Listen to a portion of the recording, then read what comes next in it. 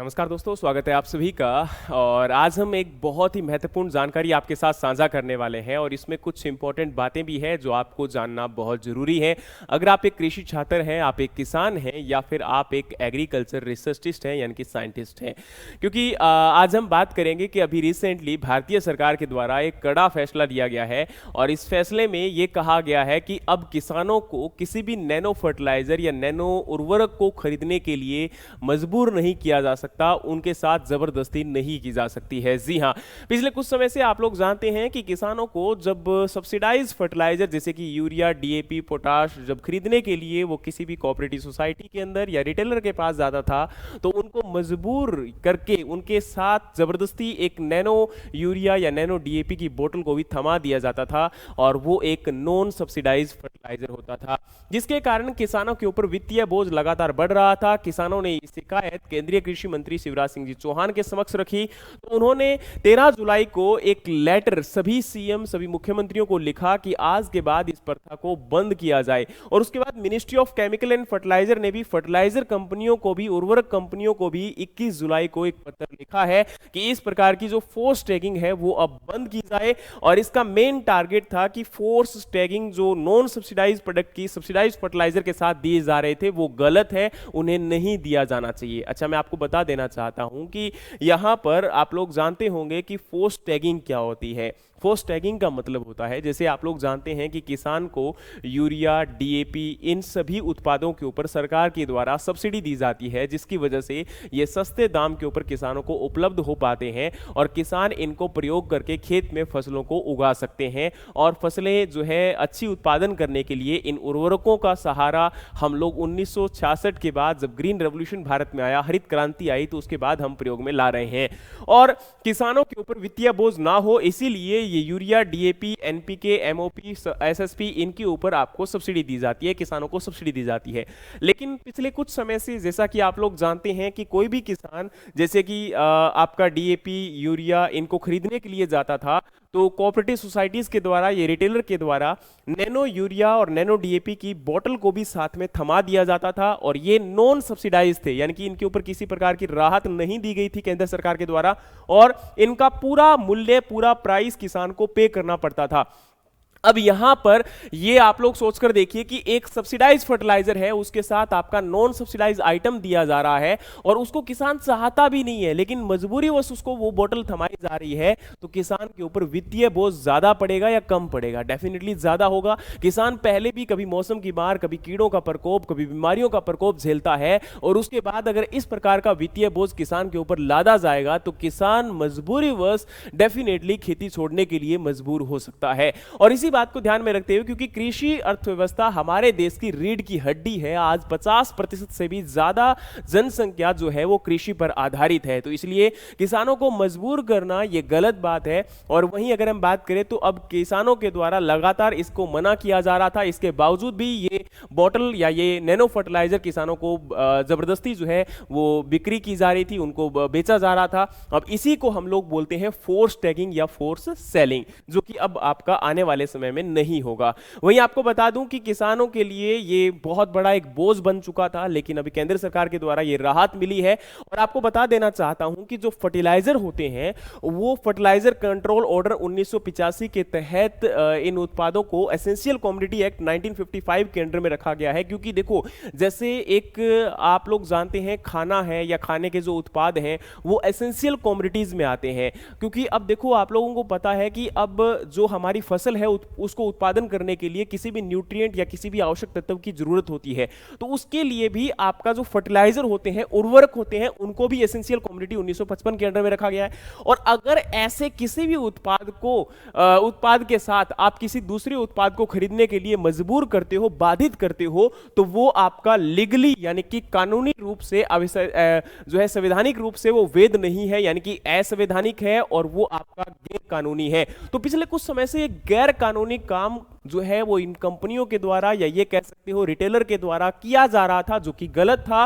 और अब इसके ऊपर सरकार ने एक कड़ा रुख या कड़ा फैसला अपनाया है। लेकिन मैं ये जानना चाहता हूं, कहीं ना कहीं सरकार के ऊपर भी डेफिनेटली क्वेश्चन मार्क खड़े होंगे। और देखो, हम स्वतंत्र हैं इन बातों को बोलने के लिए, क्योंकि इतने समय तक अगर ये आपका प्रथा जो है वो गैर संवैधानिक थी और गैर कानूनी थी, तो इसको क्यों चलने दिया गया? क्योंकि कहीं ना कहीं ये बातें सभी के समक्ष थी और इसके बावजूद भी ये जो गैर संवैधानिक कार्य था वो किया जा रहा था। तो फिर भी चलो ठीक है, एक देर आए दुरुस्त आए, अच्छा फैसला सरकार के द्वारा लिया गया है, लेकिन आने वाले समय में इस प्रकार का जो कृत्य है वो ना हो और जो है किसानों के साथ किसी प्रकार की जो है जबरदस्ती ना की जाए। अब वहीं अगर हम बात करें तो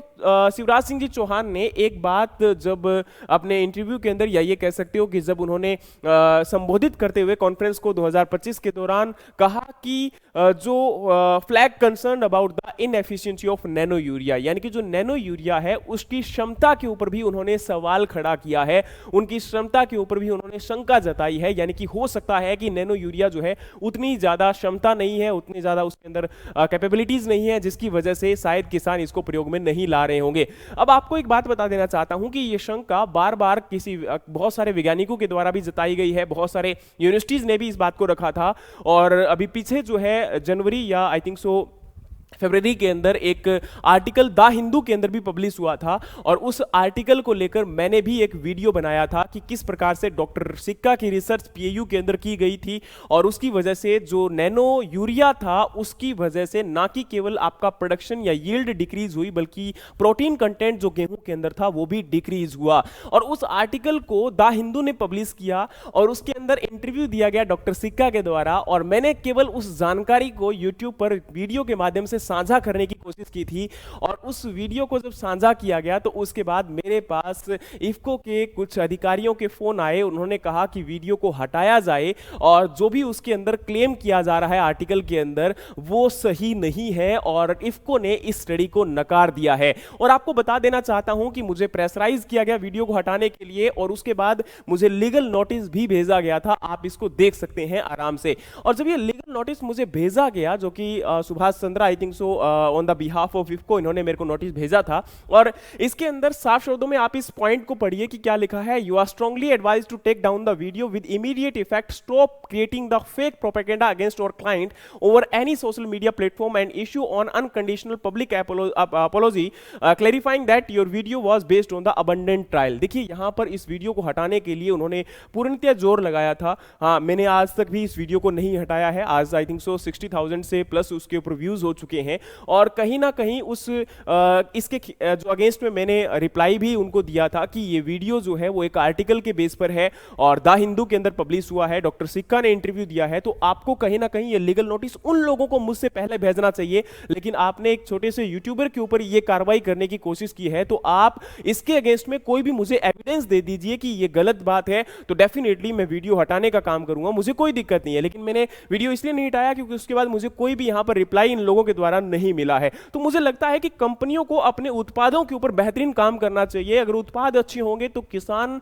माउथ पब्लिसिटी, यानी कि अपने आप लोगों को बताएंगे कि ये उत्पाद कितना बेहतरीन है, कितना अच्छा है, और हम लोग भी जानकारी देंगे। क्योंकि मेरा किसी कंपनी के साथ, क्योंकि मेरा कोई इफ्को को बदनाम करने की कोई साजिश नहीं थी। इन्होंने साफ लिखा है कि आप फेक प्रोपेगेंडा फैला रहे हो। मेरा किस प्रकार का प्रोपेगेंडा है? मैं भाई एक एजुकेटर हूं और मैंने एक जस्ट आर्टिकल को हिंदी के अंदर बताया, और वो आर्टिकल अंग्रेजी में था, तो किसी को दिक्कत नहीं थी क्योंकि किसान उसको नहीं पढ़ने वाले हैं। लेकिन मेरी वीडियो हिंदी में थी तो वो किसानों तक पहुंचने वाली थी, जिसकी वजह से उन लोगों को दिक्कत हुई, और ये जो है उन्होंने स्टेप लिया। लेकिन मुझसे कोई फर्क नहीं पड़ता है इन बातों का, और आज भी मैं यही बात बोलूंगा कि ये चीजें नहीं होनी चाहिए। उन्होंने साफ लिखा है कि आपके ऊपर जो है क्रिमिनल और सिविल एक्शन के तहत अगेंस्ट एक्शन लिया जाएगा, और भगवान की दया से कुछ लोगों ने मेरा साथ दिया जो कि बहुत अच्छे लोग हैं और बहुत अच्छे, ये कह सकते हो कि उन्होंने स्टेप के साथ मेरे को गाइड भी किया। लेकिन मैंने आज तक उस वीडियो को नहीं हटाया। वहीं चलो आप वीडियो में वापस आते हैं, और ऑफिशियल स्टेटमेंट यहां पर जो है मिनिस्ट्री के द्वारा दी गई है कि अगर कोई भी ऐसा काम करता है, यानी कि अगर आने वाले समय में नैनो फर्टिलाइजर्स को, अगर वो फर्टिलाइजर यानी कि यूरिया और डीएपी के साथ बेचने का कार्य करता है, किसानों के साथ जोर जबरदस्ती करता है, तो उनके खिलाफ एक्शन लिया जाएगा। उनका लाइसेंस भी कैंसिल हो सकता है और एफआईआर भी उनके खिलाफ की जा सकती है। एक बात और बता देना चाहता हूं कि यहाँ पर स्टेट्स जो है वो इंस्ट्रक्ट किए गए हैं, यानी कि राज्य सरकारों को ये निर्णय सॉरी आपका निर्देश दिए गए हैं कि जल्दी से जो है ब्लैक मार्केटिंग, क्योंकि आप लोग जानते हैं कि ब्लैक मार्केटिंग जो है फर्टिलाइजर्स की काफ़ी ज़्यादा हो रही है, उनको काफ़ी महंगे दामों के ऊपर किसान को उपलब्ध करवाया जा रहा है, क्योंकि पिछले कुछ समय से आपको पता है कि डीएपी की शॉर्टेज और यूरिया की शॉर्टेज हमारे देश में देखने को मिल रही है। मेनली जो है डीएपी की शॉर्टेज है, कमी है, और जिसके कारण बहुत सारे लोग इसकी ब्लैक मार्केटिंग भी कर रहे थे। तो उसको रोकने के लिए और उसके साथ साथ एक बात उन्होंने और भी ध्यान में रखी है कि किसानों के ऊपर जो फाइनेंशियल बर्डन है उसको कम किया जाए, और इस प्रकार की जो जिसको किसान नहीं चाहते हैं ऐसे उत्पाद किसानों को ना दिया जाए। किसान पूर्ण रूप से किसी भी उत्पाद को प्रयोग करने के लिए और उसको खरीदने के लिए स्वतंत्र हैं, उनको बाध्य हम लोग नहीं कर सकते हैं, जो कि एक अच्छा स्टेप है। और इसके साथ साथ यहां पर agriculture is a Indian economy backbone, इन्होंने लिखा है कि जिस प्रकार से हम लोग जानते हैं कि आज 50% जो है हमारी पॉपुलेशन, हमारी जनसंख्या कृषि पर आधारित है, तो हम लोगों को इसके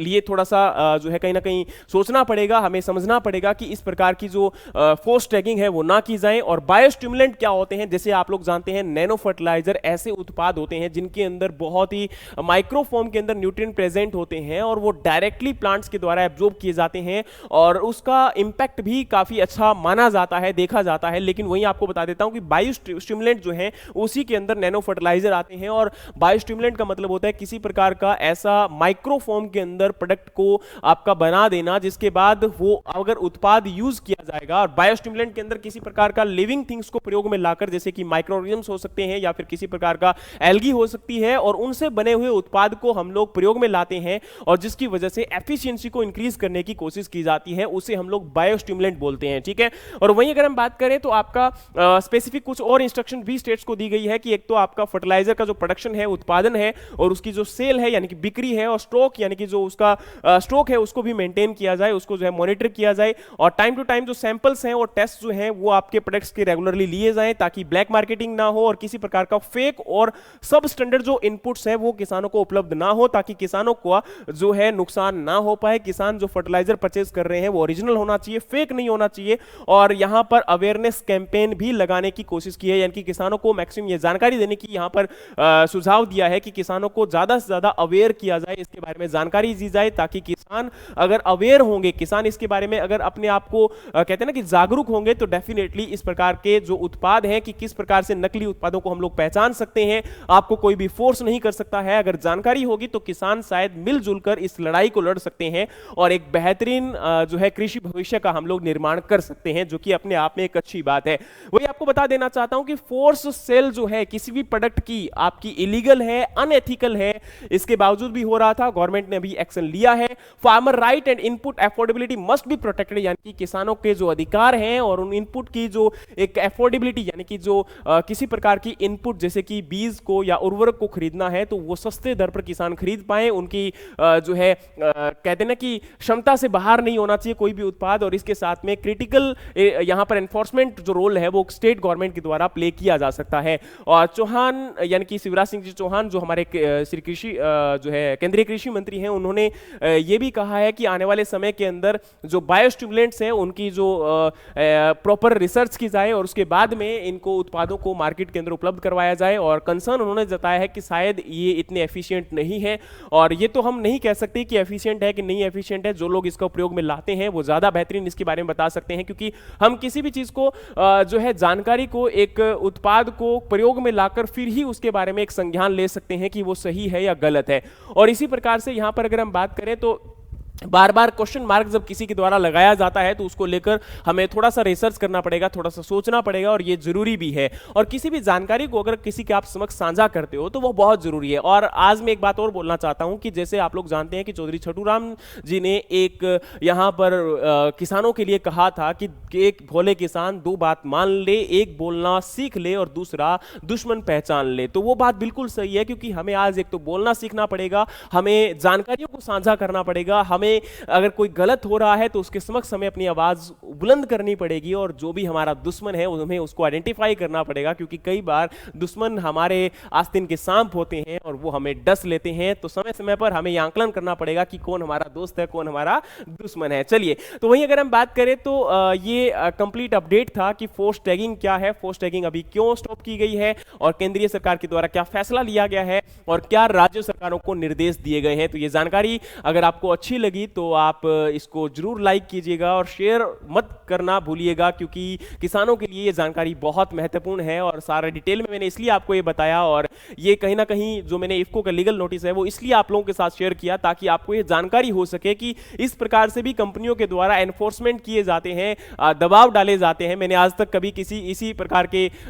नोटिस को जिक्र नहीं किया था, क्योंकि मेरा कोई टारगेट यहां पर सिंपैथी लेने का नहीं है। मेरा टारगेट एक इतना सा है कि अगर कोई भी चीज सही जानकारी है तो आप उसको साझे करने से मत डरिए, क्योंकि हमें बताना पड़ेगा, हमें बोलना पड़ेगा। हाँ, ये बात जरूर है कि हमें आधी अधूरी जानकारी के साथ किसी बात को नहीं रखना चाहिए। मैंने ये कभी नहीं कहा कि मैंने उसको रिसर्च किया या मेरा खुद का वो रिसर्च है। मैंने जस्ट उस जानकारी को एज इट इज, वो आपका जो द हिंदू के अंदर पब्लिश हुआ, डॉक्टर सिक्का ने बोला, वही बातों को मैंने यहां पर रखा। और ये जरूरी भी है, अगर हम नहीं रखेंगे तो किसानों तक एक सही जानकारी कैसे पहुंचेगी और कौन उसके बारे में लिखेगा। और अगर इफको इस चीज को गलत मानता है, वो अगर इन रिसर्च को अबंडन करता है, या कोई भी अगर कंपनी है XYZ, वो अगर इन रिसर्चेस को इनके अगेंस्ट में अगर वो लगता है कि वो गलत है, तो उनको डेफिनेटली अपने बारे में अपनी बातों को रखना चाहिए और अच्छे तरीके से ट्रायल भी करने चाहिए। तो मुझे लगता है कि एक बेहतरीन स्टेप हो सकता है। बाकी अगर आपको ये वीडियोस हमारे पसंद आते हैं और भी अगर एग्रीकल्चर अपडेट्स को आप लोग जानना चाहते हैं तो हमारे चैनल को सब्सक्राइब करना मत भूलिएगा। जय हिंद, जय भारत, जय जवान, जय किसान।